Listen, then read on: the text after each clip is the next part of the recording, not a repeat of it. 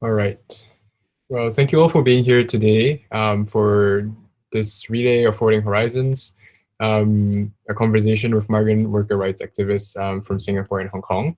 I'm your moderator for today, Marcus. I go by he, him pronouns, and I'm wearing a gray jacket, slightly long hair, and I'm wearing two gold earrings.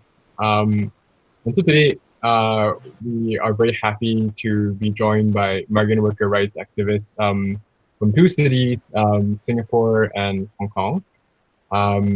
And we have today with us Jollivan and Surander representing Home.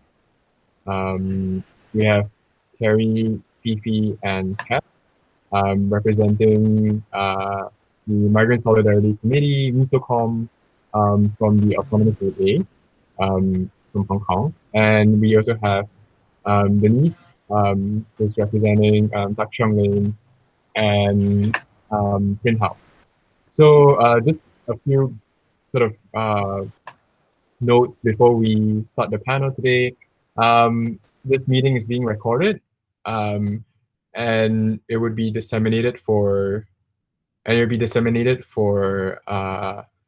public release. So if you have any issues, please feel free to use the chat to raise that to our tech person in charge, which is the Software Stats account. So Software Stats is also a collaborative project based in Singapore that's also committed to establishing safe spaces to discuss potentially sensitive issues. And these issues might cause triggers. So if anything in the session was a cause for concern, please feel free to send a personal message in the chat or email us at softwaresets@gmail.com. Softwaresets@gmail.com, sorry. And we also want to mention that we do not tolerate harassment, harmful or dehumanizing behavior or expression that's not limited to different kinds of oppressions. And if such behavior persists during the meeting, the moderators will have to remove the relevant parties. And we also encourage everyone to co-learn from each other and challenge each other during the session, but also we encourage everyone to be aware of the spaces you're taking up or not taking up within this discussion. So we would first like to invite each organization to give like a short 10 minutes introduction to what they do, followed by a panel discussion between the different people that we have on board. And then there will be a time around 20 to 30 minutes at the end of the session to address any questions from the floor. Yeah. So maybe, I guess we could start with Home, Jollivan and Surander, and maybe talk about, introduce what Home does, and talk about the migrant worker activism situation in Singapore.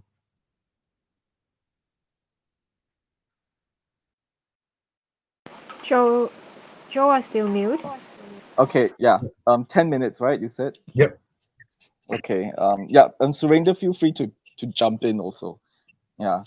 So yeah. So HOME stands for the Humanitarian Organization for Migration Economics. It's a very long name, but from the way that the organization has been named is actually quite strategic. Yeah. We started in 2004. And this was around the time when I think there was very little attention paid to migrant worker issues. So, and there were hardly any organizations that were looking into this. And this was a time when I think the early 2000s, there were probably about 500,000 low-wage migrant workers in Singapore, was slightly less out of a population of 3 million Singaporeans. So, but that number has increased a lot in the last 10 to 15 years. So now we have about over 1 million, approximately 1 million low-wage migrant workers. So Singapore is, very increasingly very dependent on low-wage foreign labor. So when we started out, I think it was also quite tentative. because the civil society landscape in Singapore is quite hostile to human rights, social justice. It still is, and I think it was a lot more back then. Yeah, so it was important for us to lay the groundwork, and we started that by emphasizing a lot on the direct services and the charitable aspects of our work. Yeah, and this was important too because there were practically no social services for migrant workers at the time. The only places that migrants could go to were the embassies. But embassies were very limited in what they could do, obviously, because they are diplomatic missions, they are not NGOs, they are not social service providers. Yeah, so we started out really just meeting needs on the ground. We realized that there were a lot of migrant workers who didn't have a place to stay when they were facing abusive and exploitative situations. So we started out with a shelter, and that shelter housed both women and men. So as we started housing more of these abuse cases, we realized that a lot of workers were. That was when we started to learn a lot more about their problems too.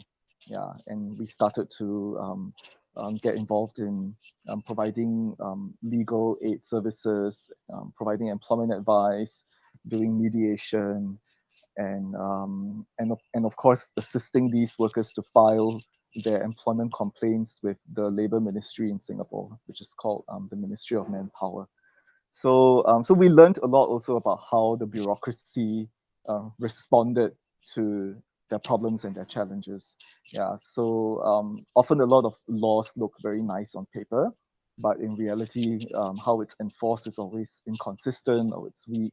So one example I can bring up in the early years when we started this work was when a dispute happened, and then a government official might then mediate a case in such a way in which the worker had to pay for his or her own air ticket to go back to their country. Yeah, but Singapore law says very clearly when termination happens, when the work permit's cancelled, the employer has to bear this cost. Yeah, but we were seeing a lot of cases, and we were accompanying many of these workers to the government departments, and we were seeing them um, draft mediation agreements, yeah, where the workers themselves had to pay for these tickets. Yeah, so a lot of so the role that we played also was to be like a watchdog, right? So we would have to tell the officers, hey, but doesn't your own law say that the employer has to pay for the ticket? Yeah, and then of course, and then the ministry officials will say, yeah, well, but she agreed to it since this is a mediated settlement and she agreed to pay for it. Then we will let it happen. Yeah, so we had to do quite a bit of advocacy for the workers in this respect.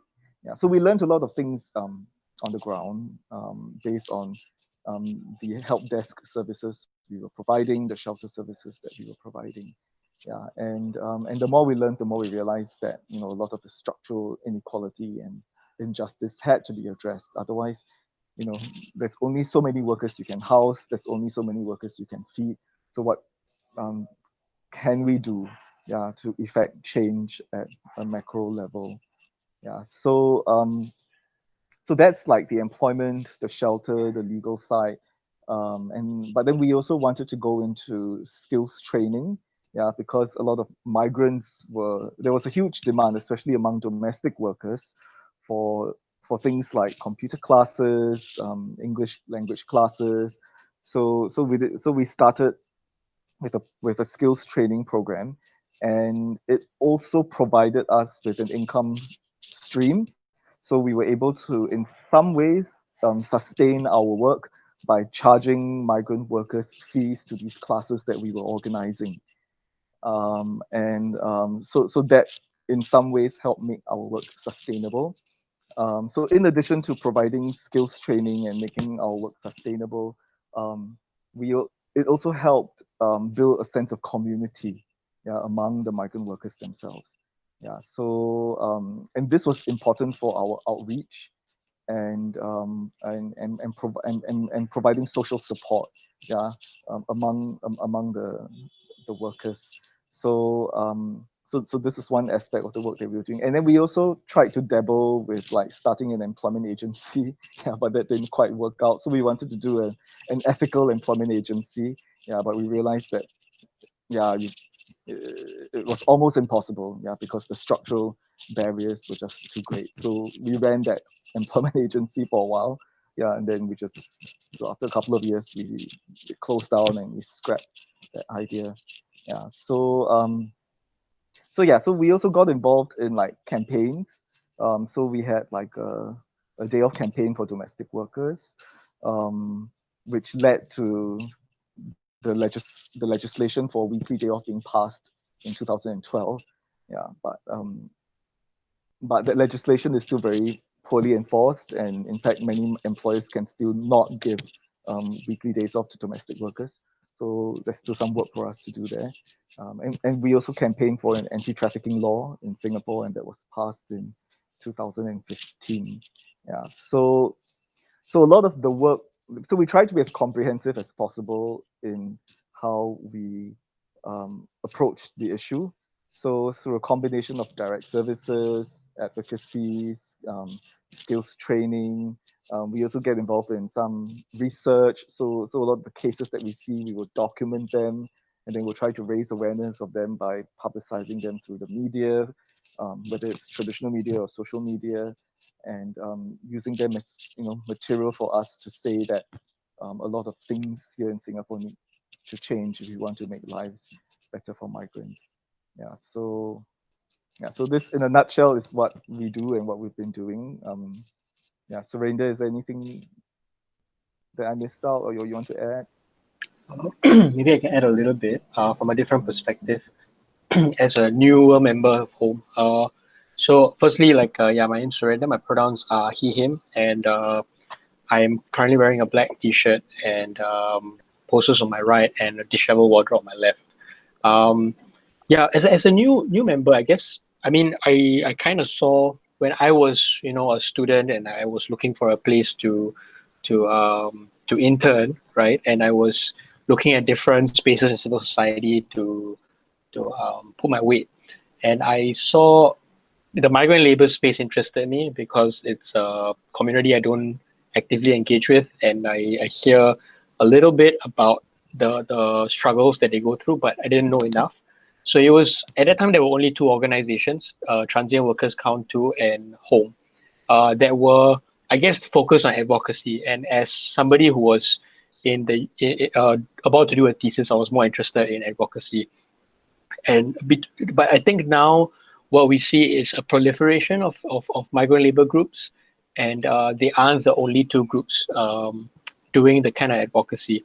And I think Home, has to negotiate between two different things: direct services and advocacy, and both are really important. And so a lot of philosophical debates as to like which one trumps the other, but it's very hard to navigate between the two in Singapore, especially when the certain laws are made to necessarily think of this as a trade-off.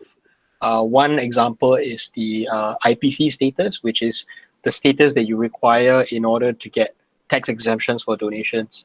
And that's like a lot of organizations that rely on it, they bemoan that if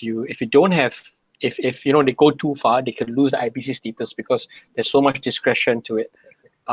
So sometimes there's a need to choose between the two, and sometimes if your sustainability and if the way you're run is so dependent on donors, who your donors are, their interests also matter, and that can conflict with advocacy. So I think what at least I'm seeing is a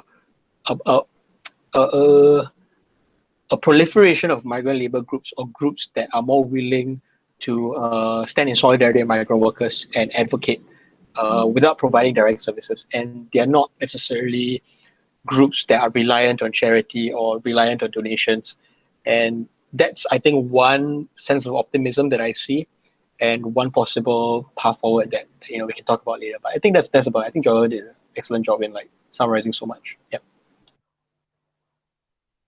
Yeah, thank you both, Surinder and Jolvin, for that excellent introduction to what Home does, and as well as the context in Singapore. I think because of nervousness, I forgot to actually introduce the event. So why we're actually gathering today is that we're bringing migrant worker activists from Singapore and Hong Kong together, also on the occasion of the week of International Migrants Day that happens every 18th December.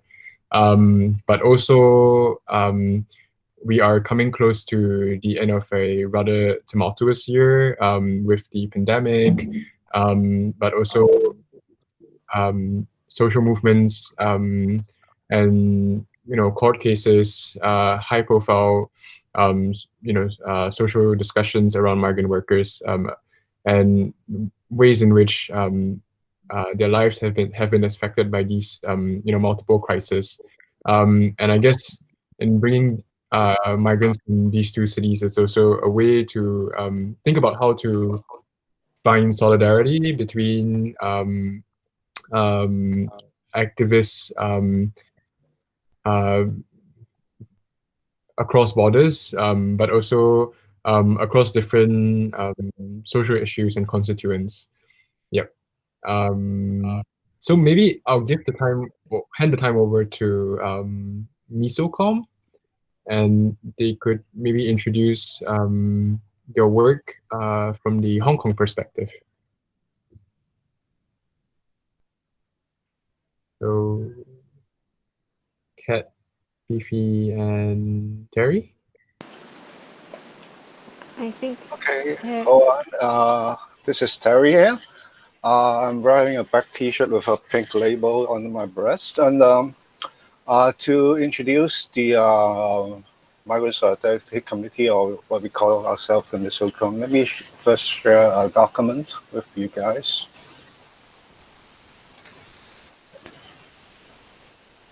Okay. Can everybody see the document now? Yep. Okay. To introduce ourselves briefly, I think when this software started and when they sent out the invitation, which you incorporate a bio already, but which I'm sharing now on screen. But besides that, I think people could either read from the invitation or from here now. But I would like to share a little bit more about our group. First of all, let me make it clear that we are kind of a platform of activists or people who have shared concern with the migrants, domestic workers communities here in Hong Kong. And we believe in engagement with the grassroots to work with them to seek the justice that we should all be enjoying. And besides that, I would like to specifically point out that we are just a group of people banding together, or you can think of us as a platform of activists. And we are not being funded. We are not a registered association or organization, so that we don't have to bear the burden of reporting to a board of directors. We don't have to report to whatever donors or funders. We are not a trade union or whatever. We don't have to adhere to any governmental regulations or rules. So we can do whatever we want to or whatever we could afford. And that kind of makes us a little bit special with a lot of different organizations, NGOs or workers' unions or whatever, which is kind of one of our advantages. But at the same time, quite some of our critics would be saying things like, so we would be able to enjoy a lot of possibilities to whatever time frame or whatever direction that we would prefer. But at the same time, quite some of our critics would be saying that we might not be able to deliver results timely, and actually we don't really organize or initiate any campaigns for the migrants, but we will be just trying to engage with the migrants themselves, and occasionally when the time is right, we might initiate some collaboration with the migrants for some activities or some campaigns. And when they would be able and when they are willing to take the initiative to engage on that. So having said that, I would also like to point out that with our own characteristics, it is true that we have not been able to, campaign for any. We have not been able to deliver any. We are not necessarily able to deliver any timely results for any movement or campaign, but in the long run, I believe we have been able to show and would be able to give us some kind of result in the long run, eventually. So this is basically what I would like to introduce our group. And the following part I would give back to Vivi and Kat to further introduce ourselves on the various activities, engagements, and projects that we have with the migrant domestic workers here in Hong Kong. Thank you. Thank you, Terry. I'm Fifi. I'm the girl with mid-long hair, wearing blue shirts. And so Terry, can you share the screen? Okay. Continue the document. Yeah. How I usually collaborate with the migrants is that one of the way is to have the Cantonese class, which we can play the video if you're ready. So I'll continue to say about that. Originally it is the group Atikai who wants to open another group in one of the gathering place of the migrants. So one of the things they think the migrants need is if they have chance to learn Cantonese from us. So we started to have a Cantonese class there. And so the video is something like, what you can see now is a WhatsApp group with them. So sometimes instead of seeing face to face, they will ask us about some Chinese and Cantonese. And this is also like on the spot, we teach them Cantonese and discuss like how to say something to the employer.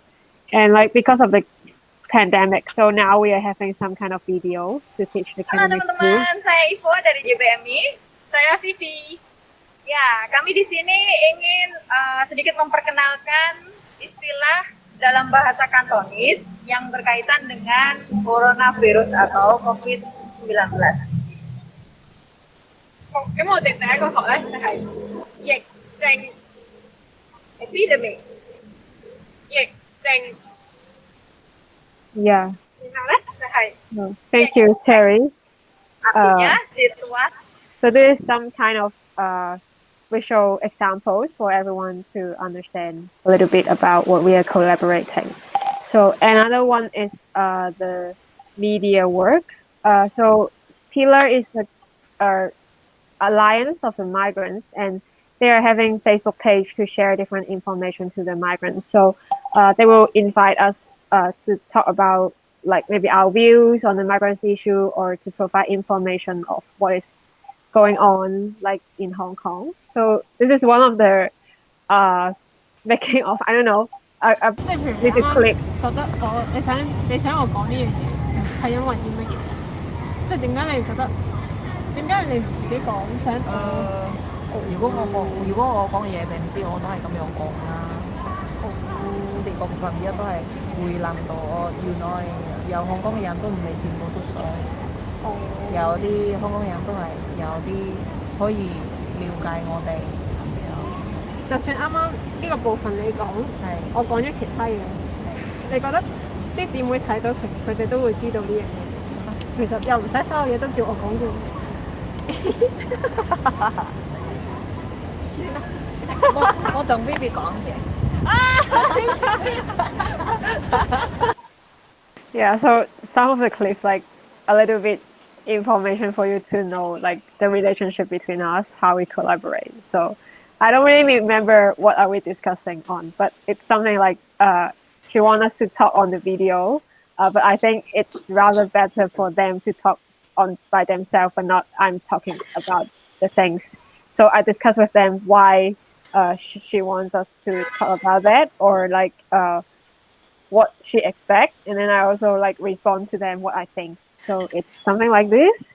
So we also have other kind of collaboration, like the Social Movement Film Festival, but I don't think we have time to play the video, and the grassroots media actions. So it's like some of them is initiated by the migrants, and then we see what we can provide, and then some of them is like our friends have some interest or curious about the migrants, and then they want to try to interview them and then write about their stories. And then I will pass the time to Kat first.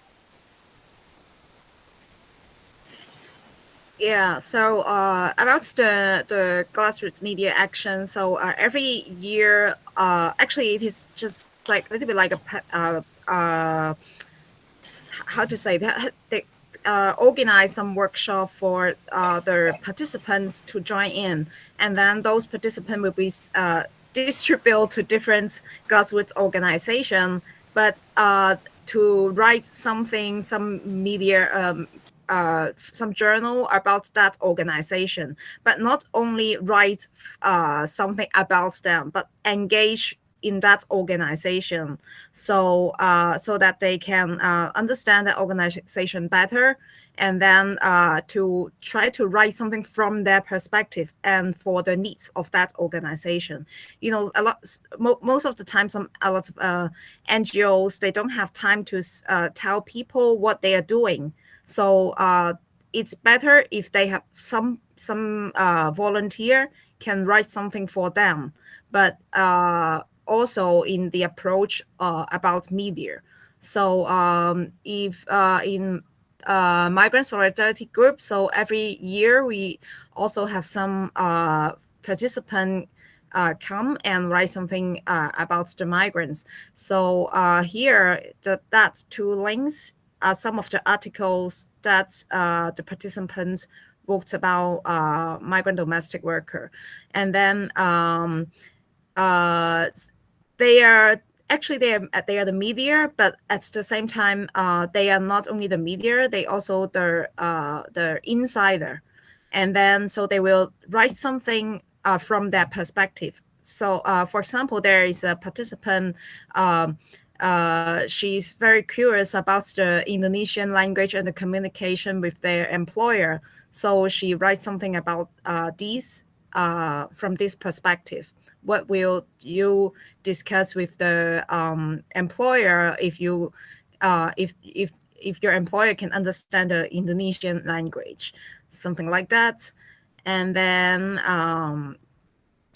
yeah, so and then the Terry, can you back to the presentation? Yeah, and then from the media, we this is something we try to engage in the migrants group, and then but we also have something we collaborate with the migrants group, but their initiative is on their from them. For example, the Migrants Pride. It is initiated by the migrants LGBT group. They started since 2015. The very beginning is because every year have the Hong Kong Pride Day, but the Hong Kong Pride Day is usually on Saturday. On that day, the migrants have most of the migrants have no holiday to join the Hong Kong Pride Day, because their holiday is on Sunday. So a group of LGBT group, they're from Philippine migrants worker. They try to initiate Hong Kong Pride Day. The migrants pride. So but the migrants pride is a little bit different from the Hong Kong pride, because they are from the migrants perspective, and at the same time, you know, migrants, they are women, so they also talk about the women issue, and then from the perspective and the of the migrants, they're also the ethnic minorities, and also their situation is very specific because of they are domestic workers. So they also tell something about the workers. We usually talk about workers or gender without each other. I mean, if you talk about gender, you don't talk about worker. If you talk about worker, then you will not talking about gender. So the migrants pride, they a little bit like, oh, it is just like a hubs. They tell you everything, but actually this is very real, because all of us have different identity. Is like this, and then we also joined the 1 Billion Rising. 1 Billion Rising is a global campaign. It's launched on the Valentine's Day in 2012. It's about the violence, to stop the violence against women. And then it's first initiate the Hong Kong branch is first initiate from the migrants. It is interesting. It's not from the Hong Kong local women group. It's from the migrants. So, and then they, because they in their second or third year, they start to think that they want to have more women group can join in. So they also inviting the women group to join. And then the core become bigger. It's not only initiated by the migrants, but they also try to include more Hong Kong people to join in. So now the Hong Kong 1 Billion Rising group, called the core group, is have the migrants and have local Hong Kong women, and then have the other from Indonesia and Thai. They also joined the 1 Billion Rising.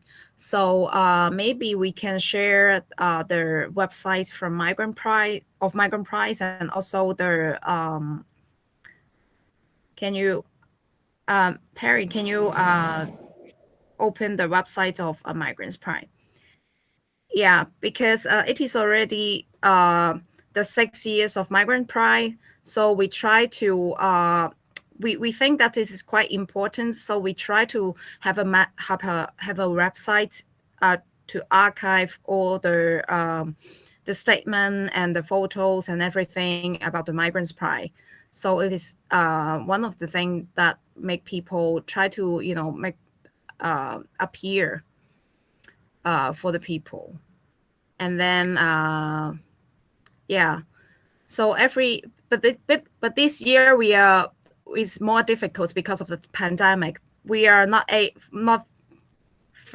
more difficult to have something, some of the actions and activities in the streets. The police, they always come and try to to see what if there are any people they violating the gathering ban. And then Terry, can you open the link of 1 Billion Rising, the OBR 2019.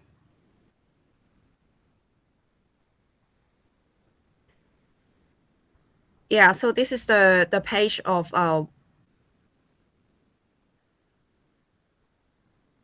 okay, can you try to can you play the video? This video is made by us, and then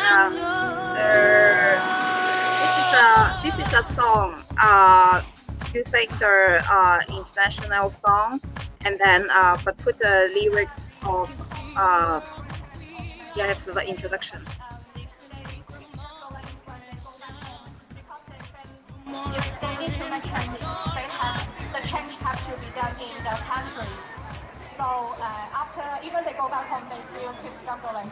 And it is, very lucky I go to visit them, and She is one of the member of people. This song, and this is a song Malawan, they write the lyrics with migrant workers. And it is originally the international. Later we will talk more about the story of this song.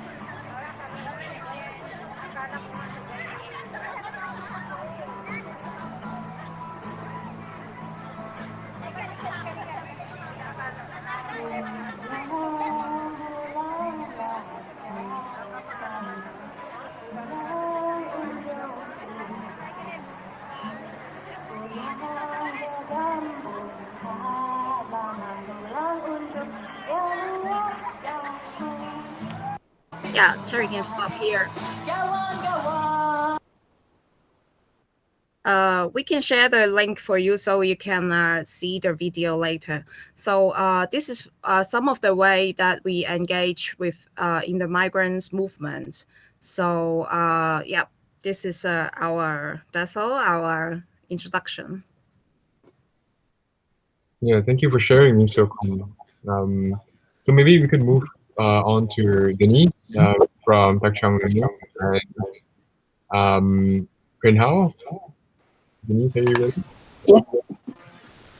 Yes. Hi. I'm here, Denise, without the surname and with a mask, and I'm from Cheong Lane and PrintHow, both a collective.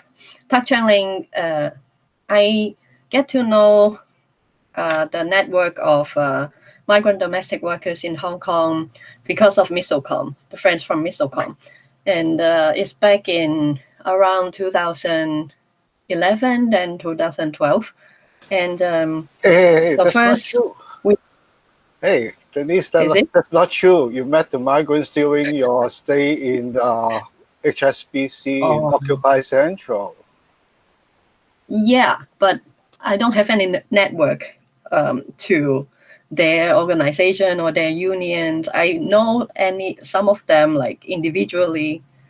So yeah, but talking about like organizations, unions, or how to organize together, and most of the network is from them. And then we participate first just by going to every rally that the migrant domestic workers do, like every year, the May Day or International Migrants Day or Women's Day, yeah, any rally.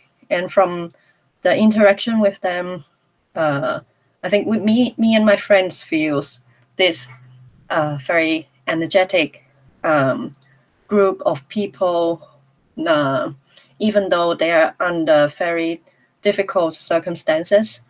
And so I think it is the desire, the mutual desires of building a better environment for everyone that we both have. So we keep doing things, like try to do things with them. So the first thing is what the previous group also did, like having English classes with migrant domestic workers here. And from that, we try to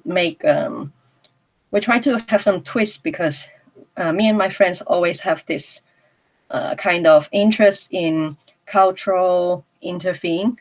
So we kind of want to make something with them, like some scenes or workshop, prints. So here comes the in 2017 we have this new printing collective called PrintHow, and that group is we do more things with like creative work or workshops or prints with in different events of migrant domestic workers. For example, Migrant Pride. So I'm gonna share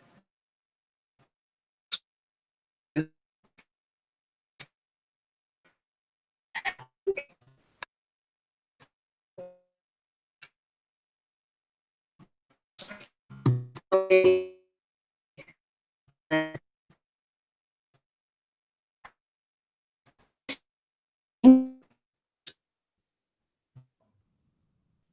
Mm. I think you're lagging a little bit, Denise.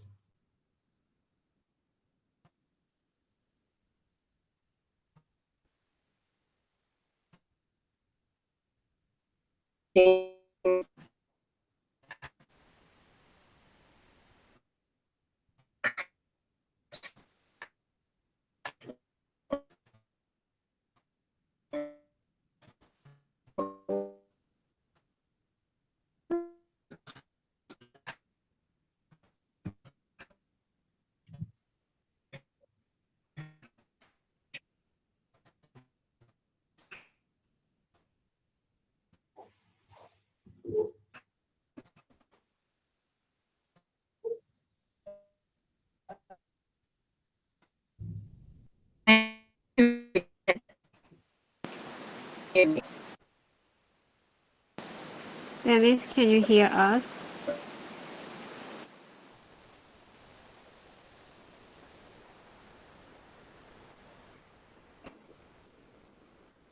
Dennis, I think there is some problem with the signal, the connection. Okay.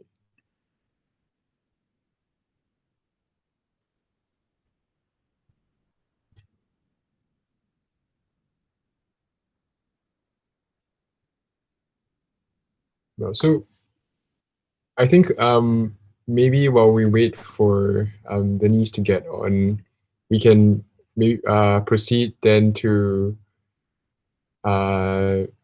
questions for the panel. Okay.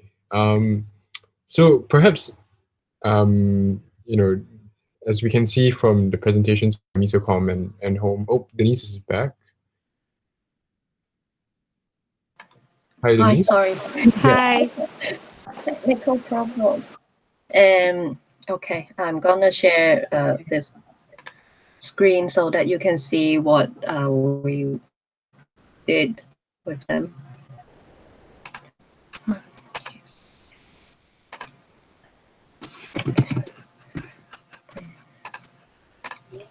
Okay, so this is Migrant Pride on 2017, and we actually prepared a banner and 7 wood blocks. So we bring those wood blocks onto the street to that venue in Central, and then we do printings on T-shirts or on paper as poster with migrant domestic workers. It's actually the first thing PrintHow did with any others. So it was a really nice experience. So everybody was enjoy doing that, and some people actually told us that they've done this before back in Indonesia. And yeah, this is Kat, and this is, we were preparing some T-shirts because there was a campaign. It was a fundraising campaign for a shelter in Hong Kong because they were facing financial difficulties back in, I think, 2018. So we do some T-shirts or tote bags to help selling it and help to raise money for them. And this is that year, July 1st. So we were in the rally and selling the T-shirts and posters to raise money, and this is the end of the day. And also me and some other friends, not necessarily Cheong Lane and PrintHow, we did some scenes and workshop. This is actually what you're seeing, the results of a bunch of workshops, different workshops, say writing poetry workshops or cooking workshops that we share our recipe, home cooking recipe and story behind it. and then some stories about land, about homeland, or how agricultural land it is back in your country or in Hong Kong, and some others comics workshops. So we designed this workshops with migrant domestic workers is through union or personal network. We met workers, and then we are all interested in putting something together and to talk about the scene. The objectives of the scenes is to create a platform for migrant domestic workers to share whatever they want. It could be about works, could be about families or their love stories or any other feelings or situation that they've been in. So this is one of it also. This is actually the second issue of Work is Work, and we're now going to do third issue. So yeah, the last words, I would say, I will not say that I'm an activist inside migrant domestic workers movement, but I do want to work with them in this way to create an easier world for them and a better world for everyone. So yeah, that's why.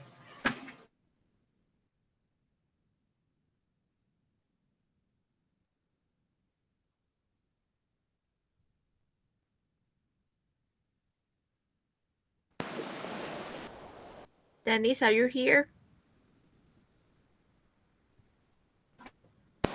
There's another connection problem. So maybe we can move on first. Okay. So yes, let's move on to the panel. Thank you, Denise, for the sharing on Cheong Lane and PrintHow. I guess from all the sharings and introductions, we see that Hong Kong and Singapore has quite different policies and resulting in different kind of ecologies surrounding migrant worker activism. But there are also a lot of parallels that could be seen. In fact, in one of our earlier discussions, we spoke about how even especially migrant domestic workers themselves, some of them have an itinerary that that leads them to experience both Singapore and Hong Kong, which makes communication across borders more important. So maybe with respect to each of your cities, what challenges have you faced in terms of migrant worker activism, or what do you think are the biggest challenges?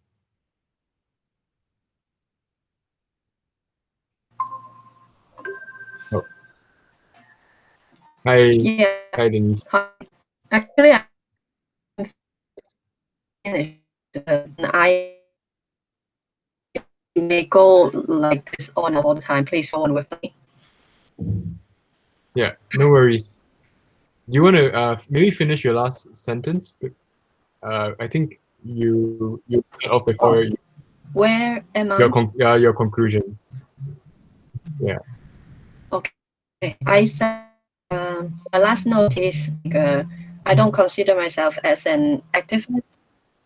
Yeah.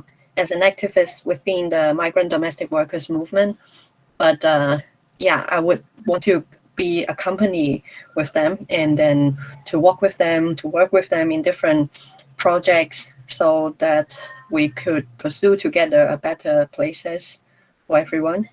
And yeah, that's all. Okay. Thank you. Thank you. Yeah. So thank you for that sharing. Yeah. So on that note, we moved on to the panel where I asked about the challenges each city, Hong Kong and Singapore, faces in terms of migrant worker activism. So would any of the panelists like to answer this question?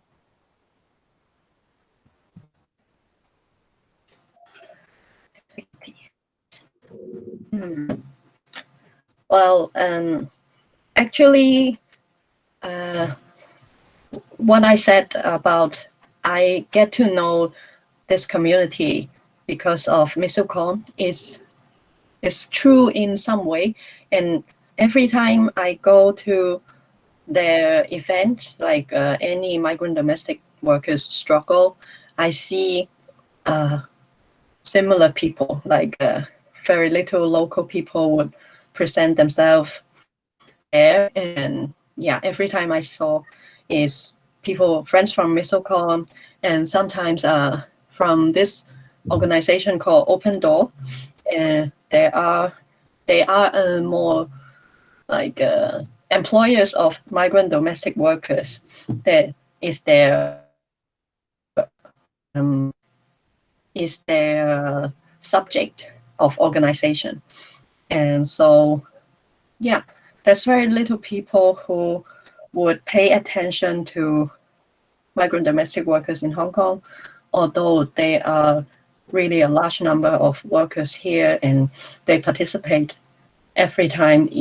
Whenever there is worker struggles, they try to put themselves in other foot, like locals workers or any kind of struggles. They try to relate it to people here, but then not a lot of people are seeing them. I think that's one of the difficulties here.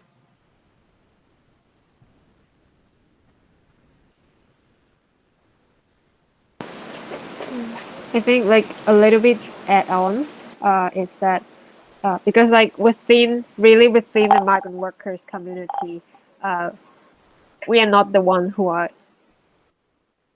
especially familiar with the situation within like what they are facing. But then from our perspective and our observation, when the migrant workers are trying to express their ideas or their advocacies to the local community or the media, especially in Hong Kong, there is a language gap because like it is not that easy to understand, or like for other language user to learn Chinese or Cantonese.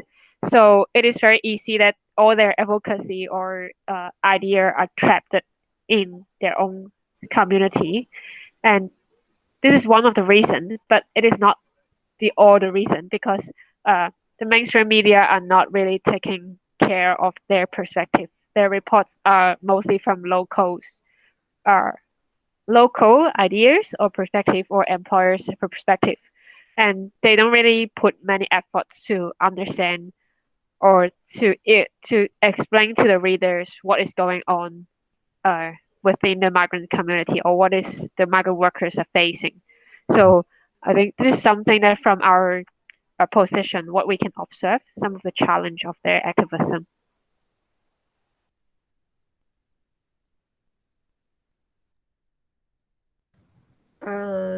And if I further what Fifi and Danny's what they said, I think one of the thing is also if people think about how to do something on migrants worker, they will also usually they very easy to think that they want to do something to how to say to help the migrant workers, but from the local Hong Kong people perspective, how to help them. But for us, actually, is we know we first of all we first start to know what they are doing, because for me, when I engage in the migrants movement, it actually opened up my mind. They have a very strong organizing. And then I learn a lot from how they do the organizing. I mean, they are very advanced in some way, and then I learned from them. So when people think that how they help the migrant workers, or think that's they are the ethnic minority, they are the minority. Yeah, that's true. I mean, in the power relationship, they are the minority, but they are not weak. they are not weak, so you have to help them. actually they are doing something very great. So what I think is we try to, understand what they are doing and their situation, what they think. And it's a little bit like we try to, work with them together. But at the same time, we see what we can do as a Hong Kong people from understand the migrants, and then what we can do as a Hong Kong people. So I think this is the challenging, and at the same time, it is usually very easy to miss. I mean, think that the minority is equal to weak. So it is not easy. I mean, if you want to engage in it.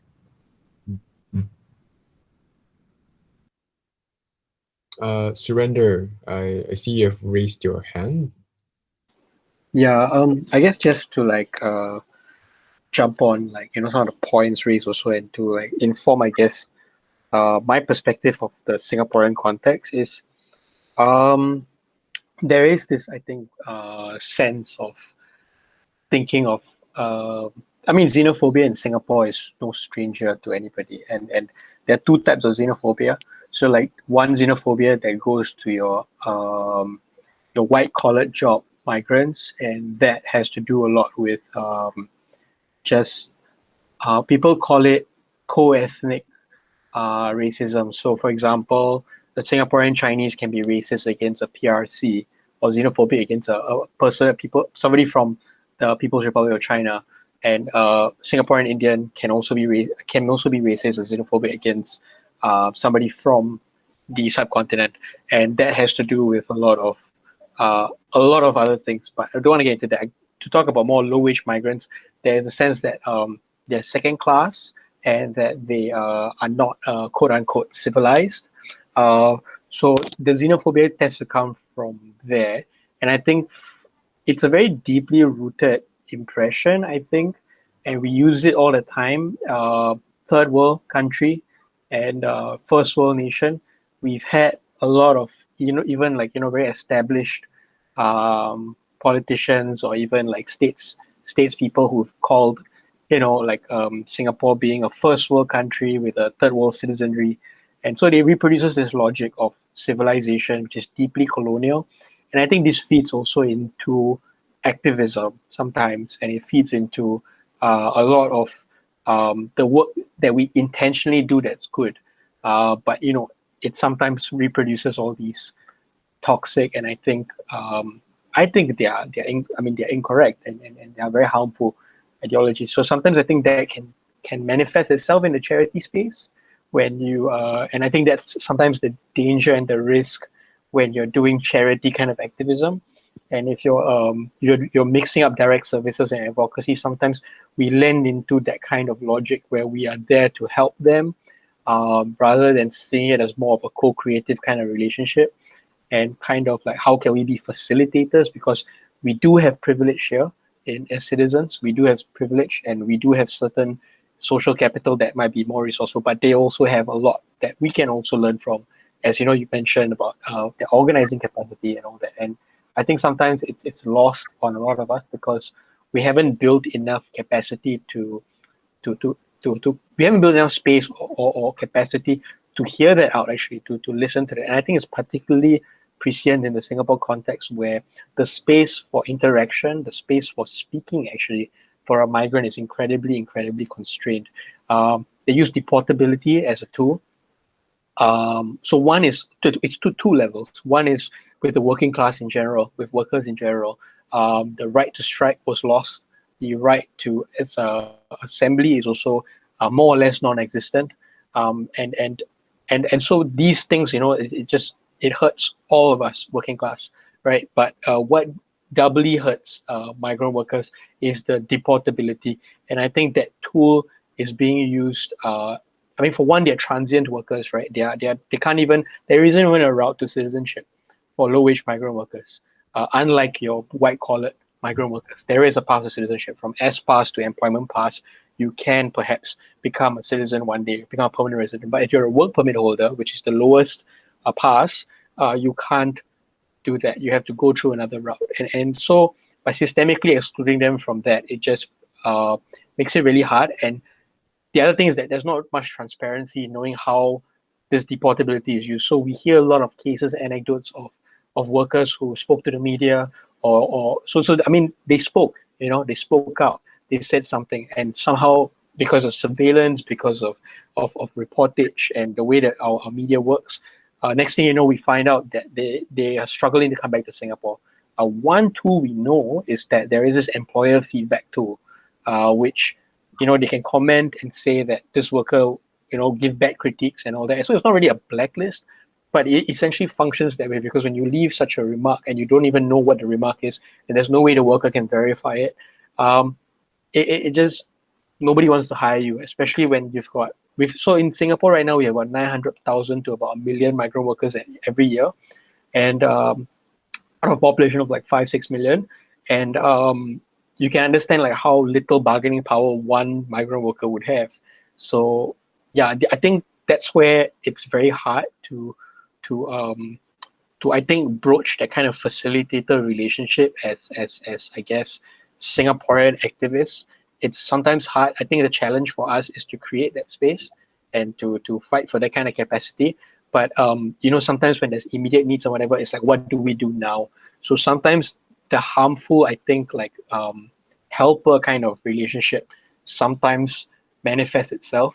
And I think it's important, at least in Singapore, the Singapore context, for us to keep each other accountable in that regard. Yeah. Right, thank you. So maybe also to bring in a more maybe more recent context as well, rather than something that's more general in terms of challenges. This year, as I've mentioned, both cities have met with the COVID-19 pandemic situation, and this has affected migrant workers on many different levels, from care workers in Hong Kong to the spike of dormitory cases in Singapore. A recent article that was published, I think this week, showed that I think 93% of COVID infections in Singapore are composed of migrant workers. And there was also, in the recent months in Singapore, the landmark Party Liani case. And in Hong Kong, there were also the pro-democracy protests that have happened since 2019. So, a lot of these events are society-wide. Some of them place migrant workers or shed the spotlight on migrant workers in different ways. But ultimately, I guess the question is how have these sort of incidents affected migrant workers? But also, how have these incidents also revealed the deeper structural issues that migrant workers face, perhaps even on a everyday and ongoing basis, without say the contextualizing of the crisis, right? Yeah.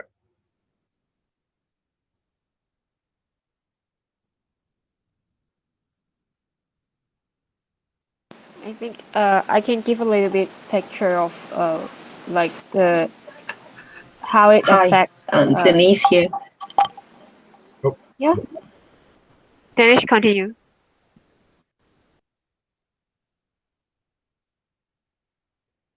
So maybe Katie, then Denise. Okay.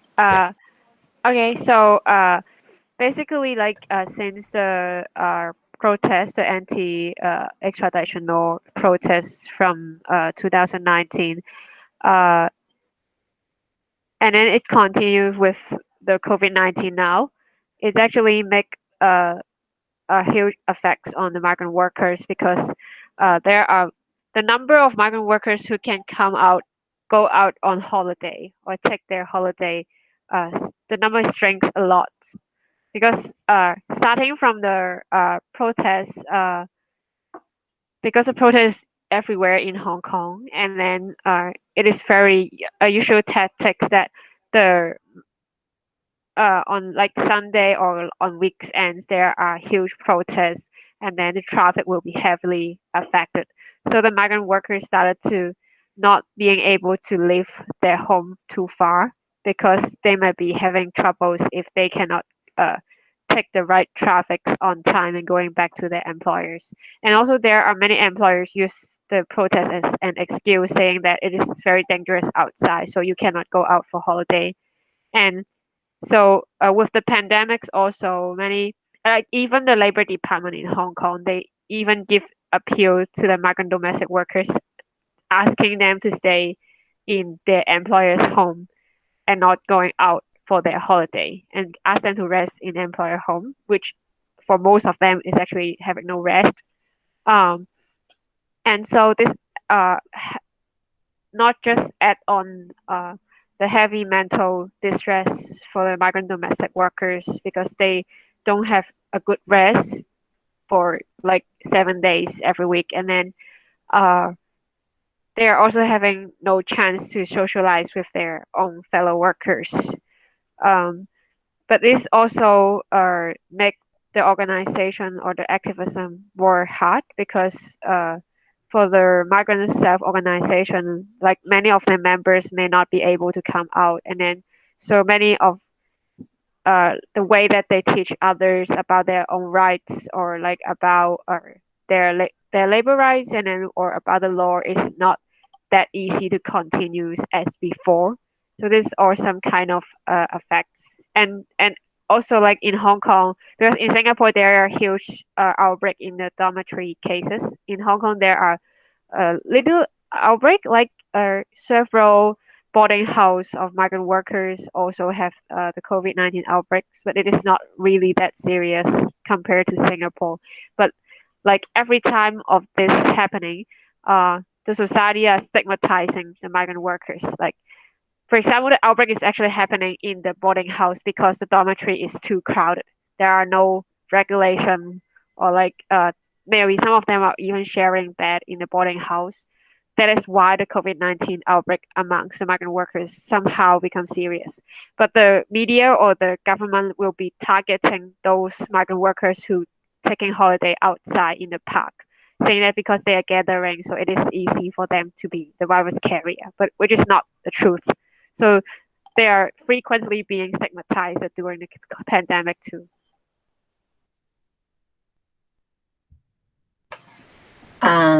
Okay, so I want to go back to 2019 when the mass movement in Hong Kong is like explosive, and the situation that Fifi have already mentioned about how difficult migrant domestic workers are if they want to go out on their day off, and then they have no information circulating whatsoever about which places is safe, and then which places like police is shooting tear gas. So some friends also started this Facebook page to circulate information about like how to go out safely, which places to avoid, and what buses is stopping, what car you could take to go home and to travel.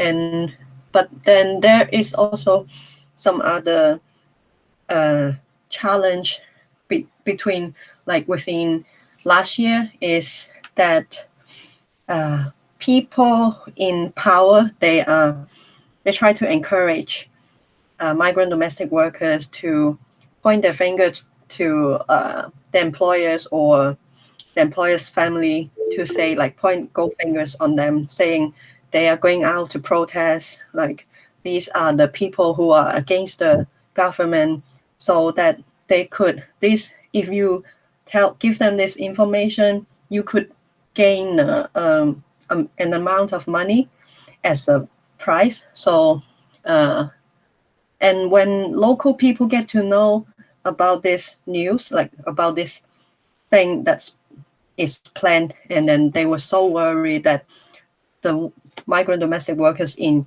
their house would turn it back on them and then actually giving their information to the government, or harming their privacy or whatever.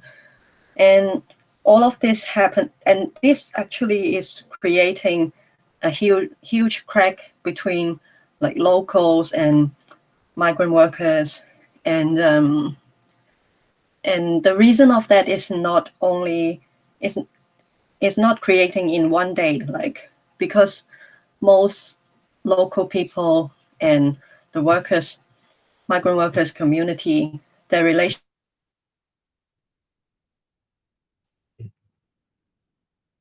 and they don't know each other very well. They might not have trust in each other. And so it's always like there's an outsider in your house. So you may not be able to trust them for anything. So many domestic workers, their room, they don't have a lock. And so some friends also try to make the situation better by making pamphlet in Cantonese or in English saying that to migrant domestic workers, like, don't give the information of your employers to anyone, and if you get money from anyone except for your employer, it could be illegal too. So some people trying to fill the gap within the employers and the workers, and also to minimize the crack between that.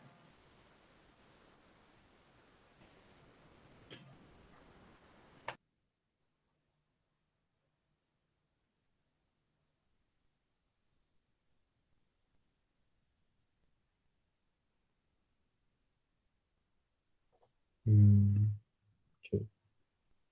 Maybe from the Singapore side, Surrender or Jolovan, might you have something to add to the question? Yeah. Okay, I'll say something. Yeah, I think with COVID-19, because of how it has affected so many migrant workers, I think at least in Singapore, it has put a spotlight on the issue. So then there was a lot of mainstream attention on the exploitation of these workers, such that I think, I mean, like for instance, International Migrants Day 2 days ago, it was the first time that our Prime Minister actually said something about migrant workers and in commemoration of International Migrants Day. So, so this to me is actually quite symbolic, because the Prime Minister has never, no politician of that kind of stature in Singapore would have said something like that on a day like this. So it does show in some ways how the issue has become more mainstream and has been thrust into the spotlight. Yeah, but I think the challenge here in Singapore is that things may get thrust in the spotlight, whether it is COVID-19 or whether it's the Party Liani case. But then how then do we take advantage of these situations to make gains for the migrant rights movement and for migrant workers themselves? Yeah, so this is something which I personally struggle with. Yeah.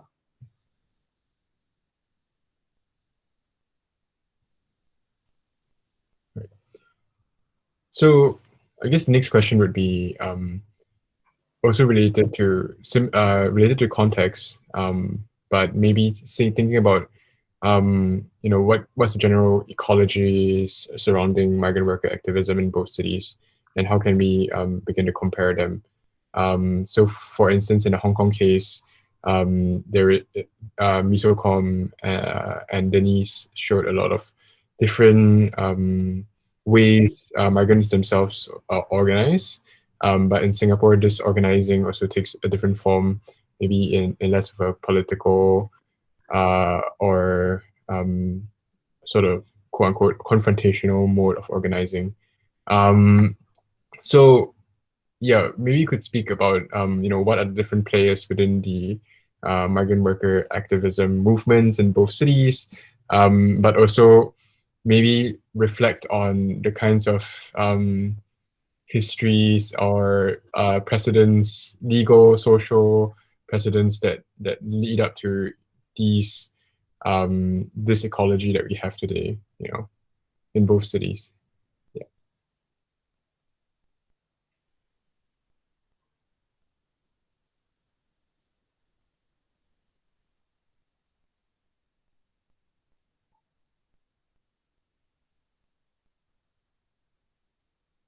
Okay, I guess I'll say something about Singapore.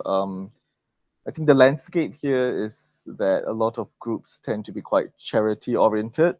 So, and there is also a distinction between registered and unregistered groups. So there are no unions for migrant workers. Even if there are, those unions are not set up by migrant workers themselves. So they tend to be Singaporeans who are the ones who are on the committees of these unions, and at the most, migrant workers can be members. Yeah, but the entire labor movement in Singapore is controlled by the government, so you won't find any like independent labor union in Singapore. Even unions representing Singaporean workers are not independent. So that's one major challenge. So when you look at the migrant ecology, in Singapore, many groups tend to be, like I said, charity oriented, or if they are registered, they're either registered or unregistered. There are actually a lot more unregistered groups, and these tend to be groups that are composed of migrant workers themselves. Many of these groups tend to be quite social and recreational in nature, though there are a very small number of groups who do a bit of direct services and are a little bit advocacy oriented, but they don't tend to be very prominent, partly because I think it is difficult for migrant workers to be outwardly critical and to be prominent within such an authoritarian context. Yeah. And also, I think within the space itself, people have different approaches, and there's also a lot of disagreement, I think, within the migrant rights ecology, within different groups and NGOs about how things should be done. Yeah. So in my view, I think solidarity among groups isn't very strong, though maybe individuals in various groups might know each other, but there isn't any like concerted or organized effort to say fight or advocate for something together. Yeah, so this is something which is a weakness, I think, in the movement. And yeah, like Surendra mentioned earlier, I think the groups which tend to have the most to lose are those who are registered. Yeah, because once you're registered, you have funding, especially when you do charity work, you tend to not want to lose your funders or to lose the patronage of the government. Yeah, so that as a result tends to compromise. There's a lot of compromise that happens. So sometimes you ask yourself, are you working for the funder, for the government, or are you really working for values and principles which are important? Yeah, so these are, I think, conversations which not just migrant rights groups, but I think civil society in general in Singapore need to talk about. Surrender, I see you've raised your hand. Would you like to add on? Yeah. Just to add on, I think one thing, that recently seems to change, and I think it's very hard very hard to explain. I don't know what really explains it. Is I think more, despite all these legislation that I explained that really constrains the space, right? There are like increasing number of migrant workers themselves their organizing becoming more legible, like to the state and public. It's a lot less underground. I mean, I don't know what underground organizing actually existed before, just assuming there is.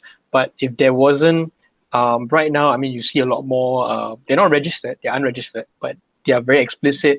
They are coming out to make pretty political statements every now and then. And what really explains it, it's really unclear. I think it started with the migrant poets space, like the and literary space. It started from there. And I think people from there started doing, like, for example, Migrant Workers Singapore is another phase. It's one group that exists that is just only, I think it's mostly migrant worker led, and they run their own social media, they run their own platform, and they do make some pretty political statements every now and then. But it's still within a frame of deportability, and I think they are also treading certain markers. So I don't know what explains that, and I think that is some other migrant-led groups are also like One Bag, One Book, for example. These groups sort of, they also do direct services. I think that's one big way of justifying their existence. But I think they do have meaningful conversations. They do have a lot of outright views that they make, and they appear in podcasts and so on and so forth. And I think, especially during COVID, I think you see a lot more. The discourse, I think, has taken another level, and it might just be because they just feel so frustrated because they're cooped up in the dormitories. So I'm talking about the construction workers, and usually the men, right, who are in dormitories. They are the ones, I think, that are getting. I think their patience is being tested, and I think their frustration is showing in the discourse, I think. Yeah. So I have a follow-up question based on Jollivan's point about the disagreements within the migrant activism ecology in Singapore. Maybe you could elaborate on that, and then we can move on to maybe some responses from the Hong Kong side. Yeah. Yeah, I think some of these disagreements just basically come down to differences in what people think are the right strategies. So should you be openly critical of what's happening, or should you just work behind the scenes? And when you work behind the scenes, then you're able to foster closer partnerships with those in power. So then that helps you do the work better. Yeah. So there's that school of thought where it is better to just keep things behind the scenes, so that when you engage with those in power, you can be more effective. Yeah. Whereas other activist groups and other activists, myself included, think it's important to always raise awareness and to critique and to speak truth to power. So yeah. So there are these kinds of dichotomies and differences of opinion. Right. Yeah. So there's the same question to the Hong Kong groups. I guess reflections on the migrant activism ecology in Hong Kong in general, but also maybe what are some disagreements even within the migrant activism space.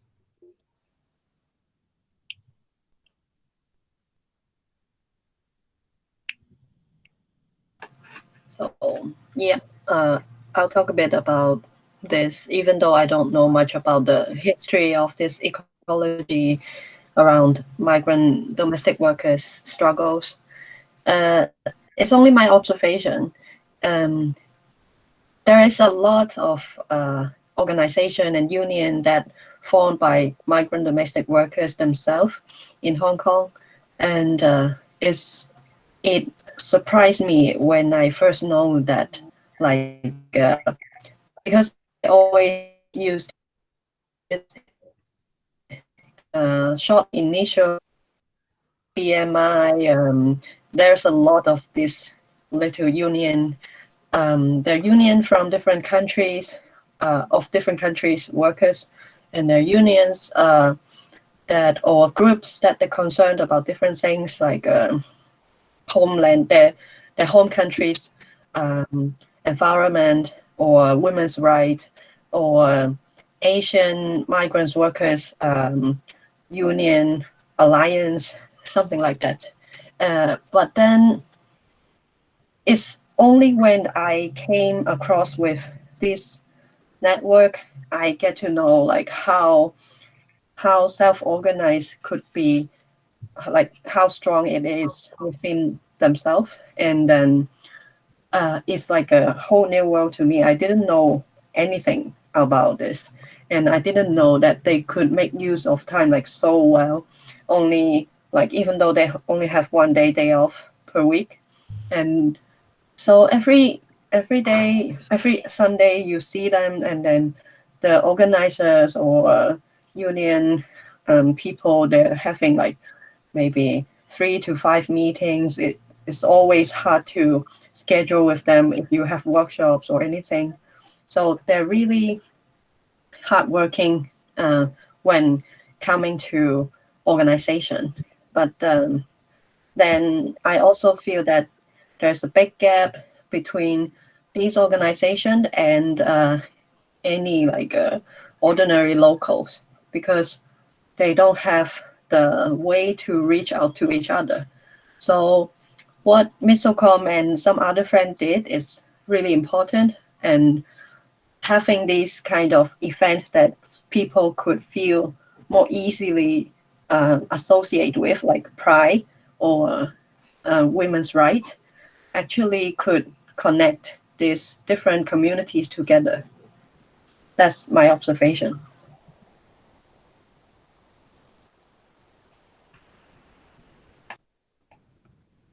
Yeah, I think I have something can respond.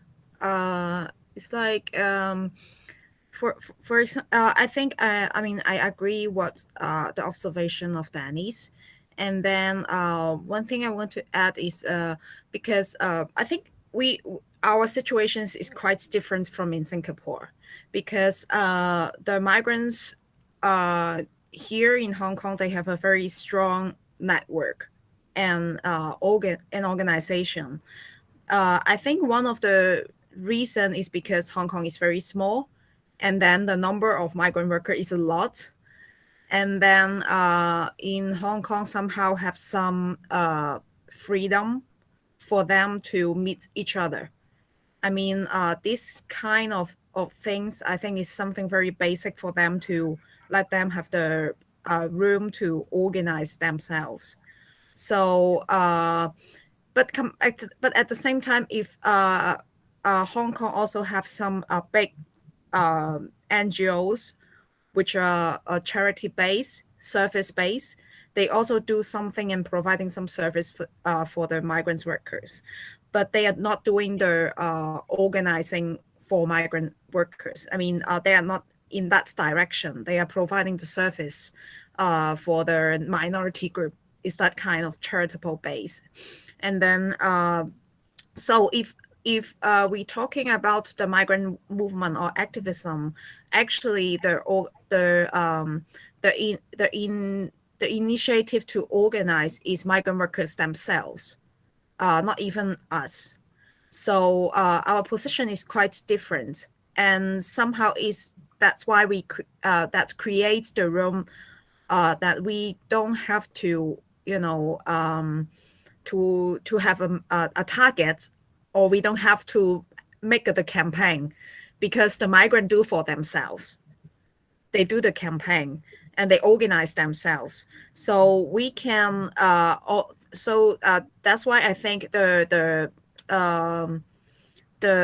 important position for us is how to connect with the Hong Kong people and try to tell people how we understand about migrant workers.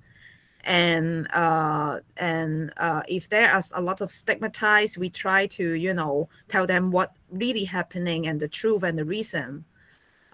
So I think it is the thing that we can do, and also suitable for the situation of migrants. I don't think I think because of the language and the culture, somehow we are somehow difficult to, you know, organize them. I mean, they it's better they organize themselves better than we try to organize them in this situation. And so so I think it is the differences. And I know that this is the benefits of us, because I know in other country is I mean, compare with the what we have, the transportation, the holiday, and how the frequency they can meet. I think Hong Kong can is because of these things adding together, so make them can do the organizing. Yeah, thank you for. Also, still have one thing, because in Hong Kong, I think also in the other country, the migrant workers are the outsider. So if we talk about, even though we talk about services, actually the government, the Hong Kong people, they are not willing to provide any services that really helping the migrant workers. For example, shelter, the domestic violence or whatever kind of violence. If they need to escape from their employer's home, then they need a shelter.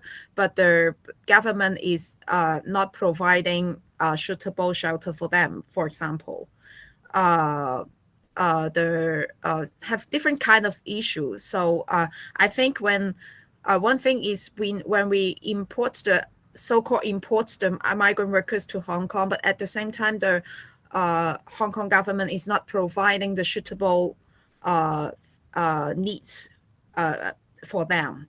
So I think it is a structural problem. Yeah.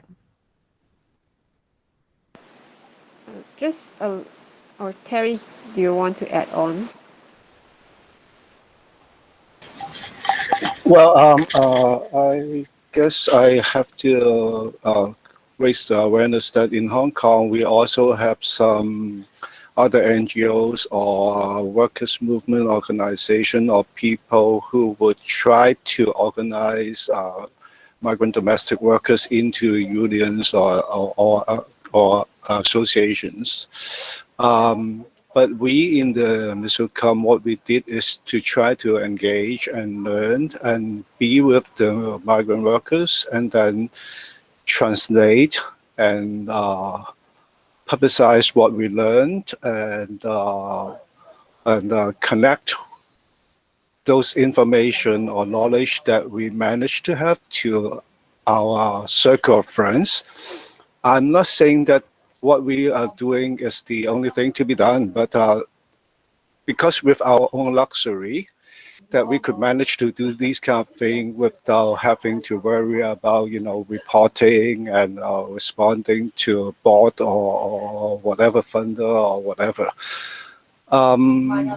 But having said that, that brought me back to the challenge that we have in Hong Kong, because in the Hong Kong situation, I guess you might share it in Singapore also. The migrants workers are always the most marginalized and uncared for, and with a lot of misunderstanding by the local general population at large, and also a lot of cooked up misinformation about them by either the government or some people with their own interests.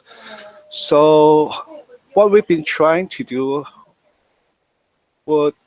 is trying to bridge that kind of gap, clear out some of those misinformation, and try to bring more genuine information, and mostly in the migrants' perspective, to the general population to bridge the understanding of how their lives actually are in Hong Kong while serving the community at large. But our challenge here would be, I think, one of the most, at least for myself, the most difficult challenge will be this will always be an uphill battle. This will always be a losing game that we are playing. So the question will be, with all the downs, with all the difficulties, with all the,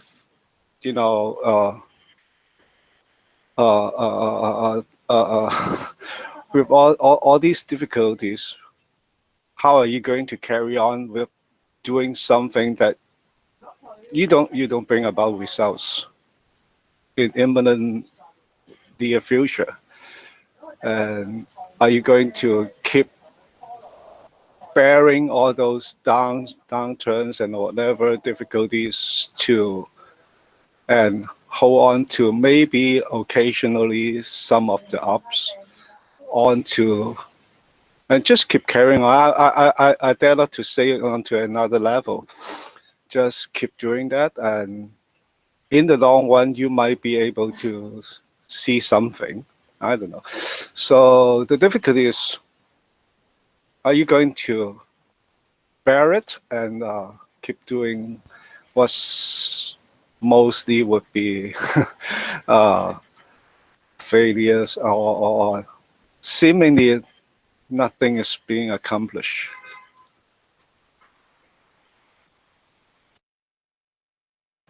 Keep your eye on the little victories and the sweetness that you are having with the migrant domestic workers community, Terry. But we all know that honestly, in every part of the world, the whole world is going down the drain, with in a crazy fast pace. Are we managing to catch up? I don't know. I don't know. So I think on that note, maybe we'll open the floor up to questions from the audience, but also maybe questions from the panelists to each other. Yeah. Feel free to type your questions in the chat or just unmute your mic if you have any questions.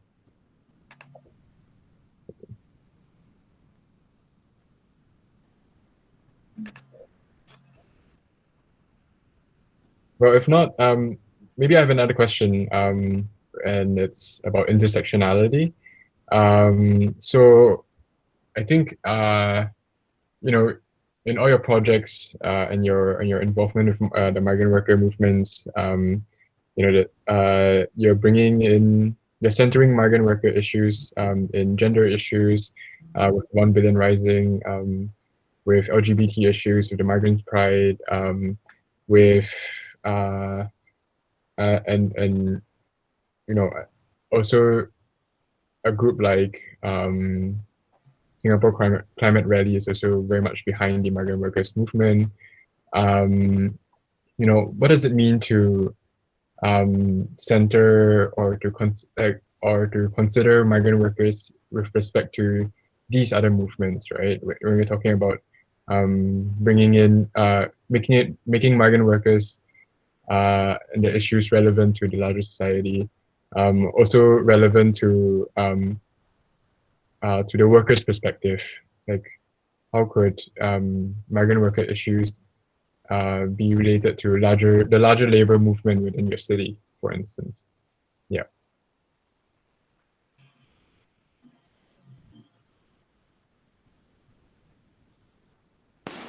Well, I think like from my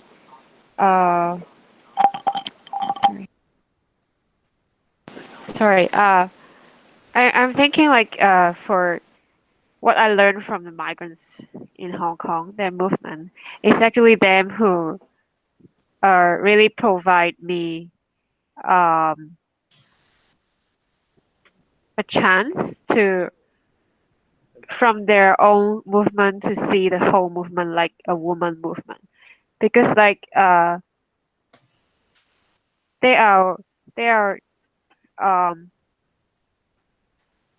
I mean like they're the ones who, when they are doing like 1 Billion Rising, initiating this kind of campaign, and when they are talking about their own experience, they are not just focusing on their migrants' identity, but they are saying that this is the stories of women, like no matter they're in Indonesia, in Philippines, or they come to Hong Kong to work, and they can see their common experience with the local women, even though that like in the society they are usually being treated as confronting with each other, like the female employer arguing with the migrant domestic workers at home. So when I get along with them, I started to have more perspective to know how should be a woman movement, or like at first maybe my start point is that I really want to see what I can help or accompany with the migrants. But then slowly I started to find out that it's not actually about I as a local helping the migrants. It is rather I'm also part of the woman, and that is our movement together. Like for example, it's like before I only noticed that for like migrants and on their holiday when they go out, they have to face a problem that where to go to the toilet, because public toilet is not enough, and then people are thinking some of the place they are not welcoming the migrants to use their toilets, and so. But it seems like not. It is nothing about me. It is the migrants' experience because they are the migrants. But then when I really go with them, like every Sunday I go to where they gather and then stay with them, then I have to face the same problem as a woman, because like when menstruation come, then I need the toilet outside. But then when everywhere the toilet is closed, not welcoming outsider or migrants to go, or like the planning of the public space are not caring for women's need for toilet, then I'm the one also facing the same problem. So it is not just about migrants, it's also about women and also about like the public space, how it is designed. So like all this kind of experience started to help me really understand like migrants, they are put in the more marginalized or more kind of underprivileged in the society, but like what they face is actually are also reflecting what others are in the society, especially those who are poor or they are marginalized, what they are facing. So so I like from my own experience, this is how I learn with them, and then I can see from them how different movement is actually correlating with each other.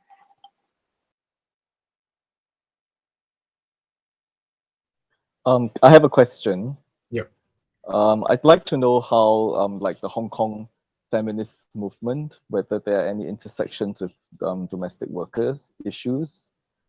Maybe not just the Hong Kong feminist movement, but like even the Hong Kong local trade union movement. Like in Hong Kong, there's a HKCTU, right? So I'm just wondering what are the intersections there.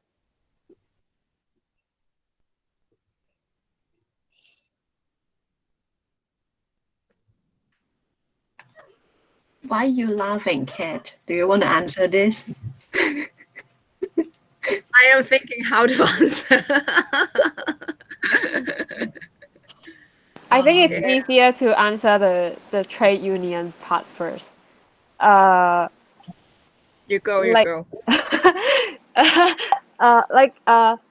We know that actually within HKCTU there are also migrant domestic workers union, and then they also have a federation of domestic workers union that are trying to not only organize the migrants but also organize them with the local domestic workers. So there are and like for many, I think some trade union or HKCTU, if there are case or if there's something that the migrant workers are trying to advocate on, they are also supportive.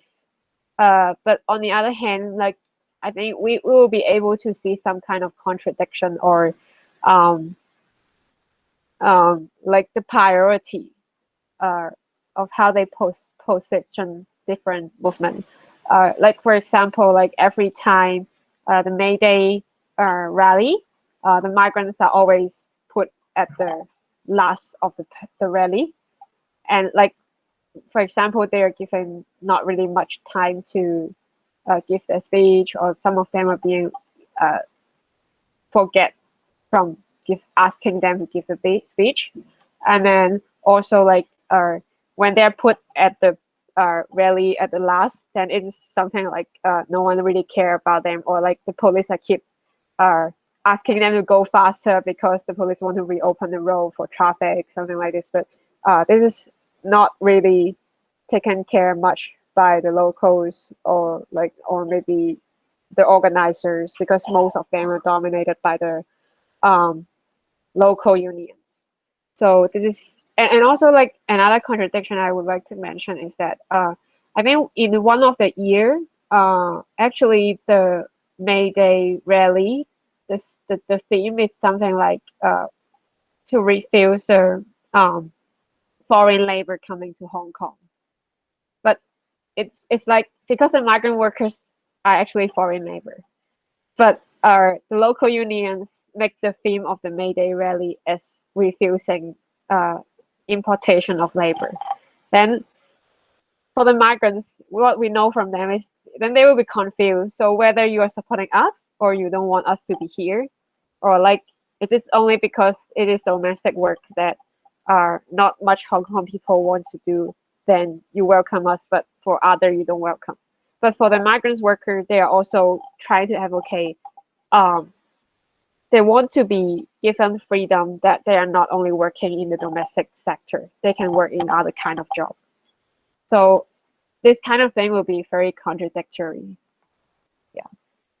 And I will leave the feminist movement part for others. There's something I could think of.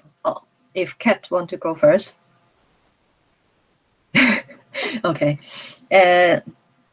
Well, from what I feel, local feminists, usually they give people impressions of they are a bunch of intellectual people, well-educated. And so it's something similar with what Surrender have mentioned. The power structure reproduce itself within local feminist scene also, if there is any scene.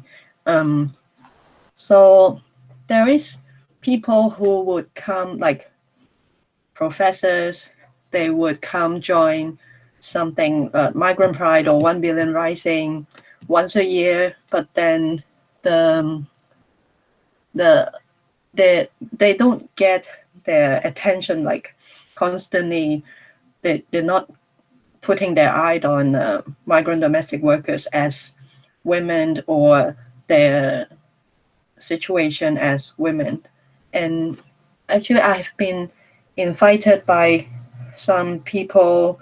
They want me to go to talk about the collaboration with migrant domestic workers as from feminist perspective, but then I felt quite hesitate when I want to, do I want to bring this issue to a bunch of people who, it's like they're waiting for someone who to feed them information about this community, but then I don't see much effort has been put in to get to know this bunch of women whatsoever. So, but then I don't know if I could say slowly, I hope that they will come across each other. Maybe there's something we should do more to make happen.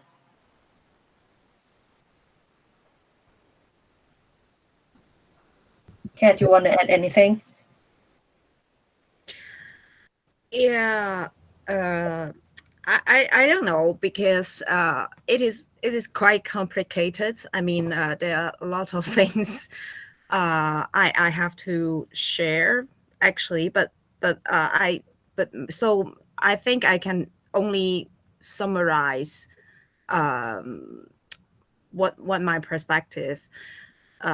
For example, I would say, just like what Fifi gave the example about May Day, when people talking about worker, they forget the migrant worker.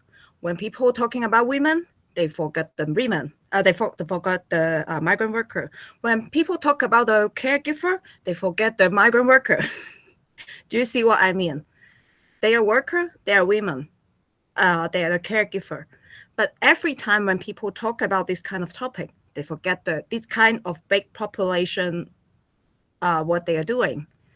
So sometimes I'm in this kind of situation, I feel sad. I mean, I feel sorry for the migrants because I'm work with them, but at the same time, I think they know this kind of situation better than me, because I'm only, as a I participate in this movement 5 or 6 years, but they, as a migrant worker, as a woman, for a very long time.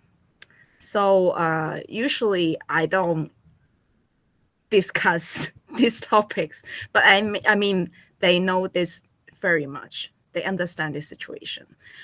Like the May Day, every year in May Day, in the rally, the migrant workers are more than half of the population who joined the walk. I mean, half of the workers are migrant domestic worker, but they are at the end of the whole rally. They are being ignored. But what happened? I mean, they have a lot of people, but they are being excluded. What does that mean? It means that it is ignorance. It's just ignorance. I think it is a violence. But right now, I know it is not able to change anything. Even you tell people about this. So in my engaging, like 1 Billion Rising and Migrant Pride, this is quite eye-catching for some of the Hong Kong people. For example, people concerned about the LGBT, they will found that, migrant workers, they are doing the Migrants Pride about talking about the LGBT. It is something new for the LGBT group. So they try to, they think that, this is something I can I can go to these activities. They have something new. So at the same time, they can pay more attention about migrant worker because they're concerned about LGBT. About the 1 Billion Rising, because these few years, I try to, inviting more women's group to join the 1 Billion Rising, because it is a very big campaign in the global level. It is a very big campaign. And then I think because the women movements in Hong Kong is not very good. I mean, even though in the Women's Day, the women groups are not joined together. I mean, sometimes, but actually within this 10 years is just very low. I mean, no energy. So I try to inviting the women group to join the 1 Billion Rising, because it is a global campaign. At the same time, I want the women group can involving the migrant workers, because they are very big group population of women, and they are doing something good organizing. So, but for the Hong Kong women group, they are not as one or two organizations. They sometimes come to join the 1 Billion Rising, but most of them they don't want, or somehow they exclude the migrant workers when they talk about the migrants issue. One or two big women organization, they are concerning about the caregiver. But actually, their perspective when they talk about the caregiver, their focusing is on the Hong Kong women. I mean, this is not something wrong. I mean, it is. We have to talk about the caregiver, because they also be excluded in the society. They also are the minority. But the migrant worker within the caregiver group, they are the minority of the minority group. So this kind, I mean, it is not a criticizing, but I think it's just the thing I want to repeat again, just what the surrender, what he said. We are just repeating the whole structure in our movement. So sometimes I also think about, are we really doing something to change the society, or are we just repeating and repeating and repeating the same problems? in our society. So I don't know. That's why I always feel that this is very difficult to discuss, because when I say this kind of thing, I'm criticizing the whole movement. I mean, all movements and the whole society. And then I feel, I mean, I'm not doing very well. And then I criticizing the whole society and all the movement. I'm criticizing myself as well. So that's why it's difficult to tell. Yeah, thank you for those reflections. There's been a raised hand from the audience. Do you have a question? You might want to. Hi. Sorry. So I'm quite curious about some of the sort of broader ties or non-ties that might also exist. So I'm wondering if you could speak a little bit about how the pro-Beijing trade unions relate to the whole migrant worker issue, or don't. Are they an impediment? Do they actually do things maybe marginally to help, or do you actually find space to work with them? One, and also I suppose there are also pro-employer groups in Hong Kong. All right, so what's the relationship with these pro-employer groups? I know some of them have been very openly critical of migrant worker rights. Thanks. Thank you for the question. So I would just like to ask the responses to be kept shorter because we are running out of time. So maybe one of the Hong Kong panelists might want to answer this question. And thank you for the question again.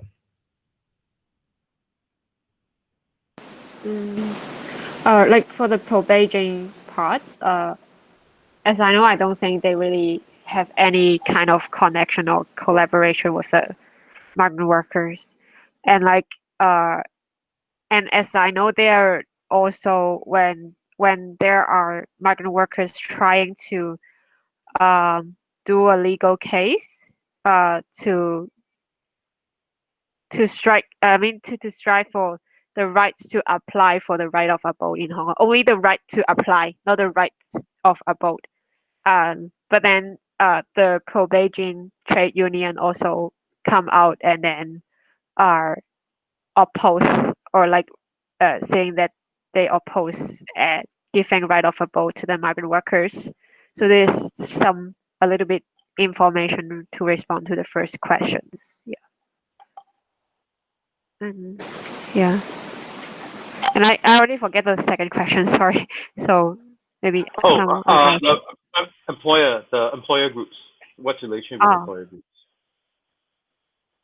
Okay, as like what Dennis have mentioned, the open door is actually kind of a employer group that it's some employer who are supportive to migrants' rights or migrants' labor rights.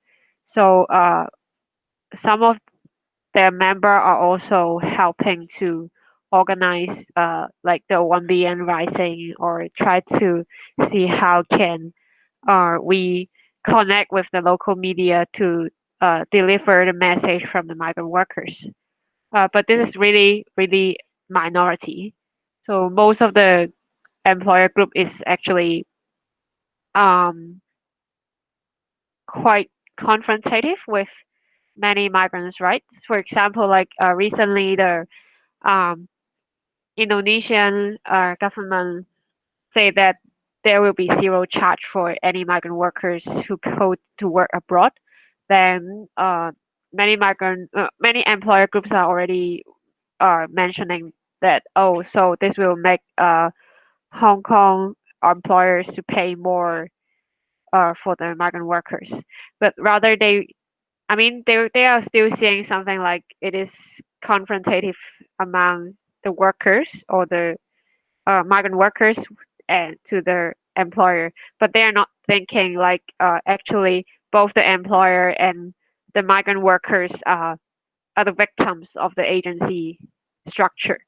But like from the migrant workers activists I know, they are actually thinking more that they want to go beyond this kind of framework that it's always employer versus workers, because they understand like many employers have no choice because they're not earning really much, but they need someone to take care of their family.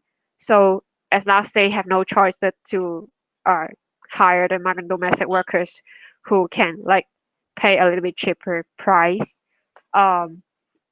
And also, like for example, during the pandemic, they will know that for example, for quarantine, the government are not putting any resource or taking responsibility to provide quarantine service for the migrant workers. So it is the employer who need to pay for the hotel, which for some family it is really a heavy burden financially. So actually, there are many kind of chance or some issues that the employers and the migrant workers can actually go together to advocate. But so far, we didn't see much connections are able to happen. We know there are migrant workers, or I mean, there are employers who are supportive to the migrant workers, but so far there are really not a huge or a very concrete employer groups that are going along with the migrants. Yeah. Thank you.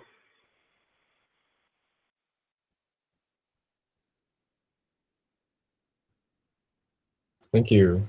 So I guess in closing, we can have a quick fire round of some sorts. You know, what is going back to the idea of solidarity beyond borders? What does that mean to you?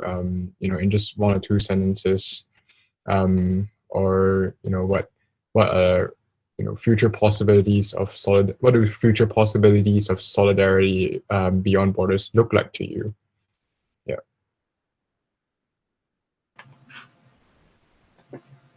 I'll go first. I want to share something visually, but maybe not. I will just tell you what happened. Like there is other printmaking collectives. For example, in Taiwan, they also did some collaboration with migrant workers in Taiwan, as to advocate or spoke their perspective of being sailed to this country, and their own story and the situation they've been facing. It's like, for me, seeing something like this happen is like I see the hope of we could learn from each other. Like no matter what you're doing, like there's something that you are more good at and I'm not, but then when we work together, and then we could learn, or we could fill up each other's gap, and creating more space for the struggle for migrant domestic workers, or any workers, or women, or ethnic minority. And yeah, that is why I think it's not me choosing to do this. And then, but yeah, it's like when they come to Hong Kong, or when they go to other countries to work, it's hard to say if it's a choice or what. So the things that we are doing, I don't think it's a choice or anything, but yeah, it just happened like this, and then we just could keep doing it.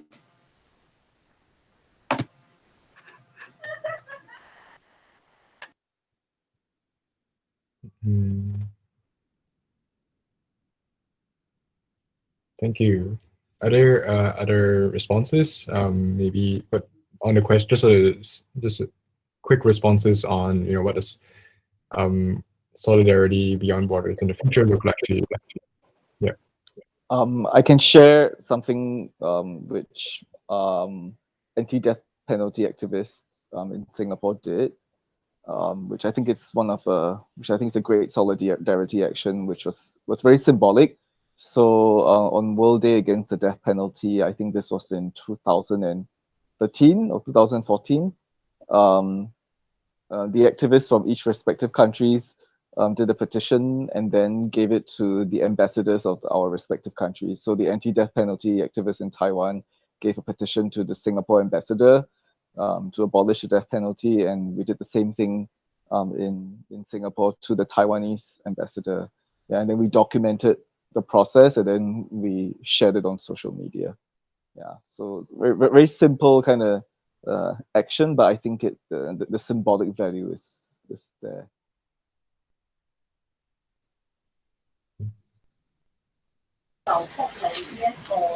Well, to me, certainly all those solidarity campaigning or whatever could always happen. That would be one of the things. But honestly, to me, for this gathering here today, what is most important to me that now I learn of soft war stud and home, and we know that migrant workers do travel. So whenever, if it so happened that some of my friends, some of the migrants that I know who became my friend, whenever she or he would be in Singapore, if she or he would be in trouble, I'll know how to advise her who to turn to. This kind of connection to me, this kind of information is important to myself actually. Like earlier a few years ago, we do this kind of thing with some migrant workers trapped in mainland China. So to me, this is really kind of solid, rather.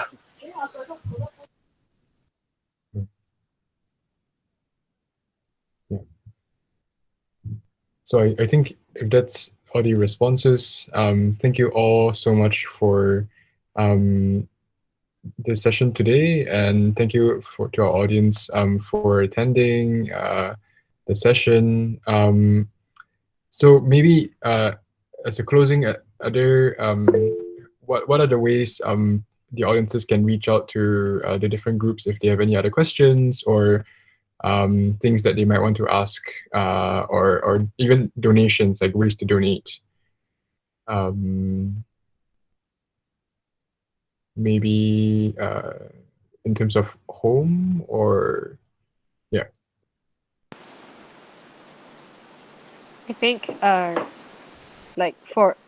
for me, so Kang will advise this time for home to share if they have any donation way, because I think most of the audience is from Singapore, and so the support should go for the migrant groups or the organization providing service to the migrants in Singapore. Yeah. Sorry, I didn't hear the question. What was your question, Marcus? Right. No, I think it's in closing. I think what are the ways people can support your home or reach out to home if they have any questions? Oh, right. They should. Yeah. Well, I think what they should do is to go and see the MPs and insist that they take migrant workers' rights seriously. Yeah. I mean, of course, donations are good. Money is always good, right? But I also wish that people could take more political action, on behalf of migrant workers. Yes. So our website, I mean, if people want to volunteer and all that, we have a website, home.org.sg.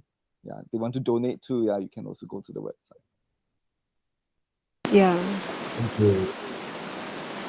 Oh, in response to what Jonathan mentioned, I think, although I know it is very difficult for people in Singapore to organize or for migrant workers to do so, but actually I think what I usually do is something that is more daily, during the protests in Hong Kong when I am on travel, I'm on traffic on bus or on MTR, when I heard some migrant workers are discussing whether they can still get on which bus to go back, or where they will be stuck, not being able to go back where they need to go. Then I would just step into their conversation, even though I don't know them, to provide information or ask what information they need. So even like there is no kind of protest or COVID-19 pandemic, there will always be migrants that who are new to the place and they need some help. So I think actually any of the audience, they will be able to do so when they meet some migrants need help on the street someday. And this may be some way that you can contribute to them or to really build connection with them. Like even there are some connection that it is really just on that day, then in the future you will not be able to know them anymore. But like before you really have this kind of chance, you can get to know more about if there are migrants needs help, needs shelter, or needs advice, and where they can go to or who they can go to, and you just keep some of this information in your pocket. So when someday you meet them, they need then you can provide to them, because like there are some cases that the migrant workers facing domestic violence or being captive by their employer, how they get to escape is that when they go out to flow their rubbish for the employer, the labor pass them a card telling them not to go back and then just go to find a taxi to the shelter. That is how they finally escape from like maybe several years violence. So I think that is all kind of thing like we as individuals can do, even there is no much activism. Yeah. Thank you. Thank you. Yeah, very awesome advice for people in Singapore. Write to your MPs, donate if you want, volunteer even better. But also, you know, activism can happen on a very everyday level, as what Fifi said, just helping migrant workers around you and being up to date with the information. Yeah, so that's all for our meeting today. And if you've yeah, and happy holidays to everyone. This is the last edition of Folding Horizons this year. Thank you. Thank you. Thank you. Thank you. Bye-bye. Bye. Bye.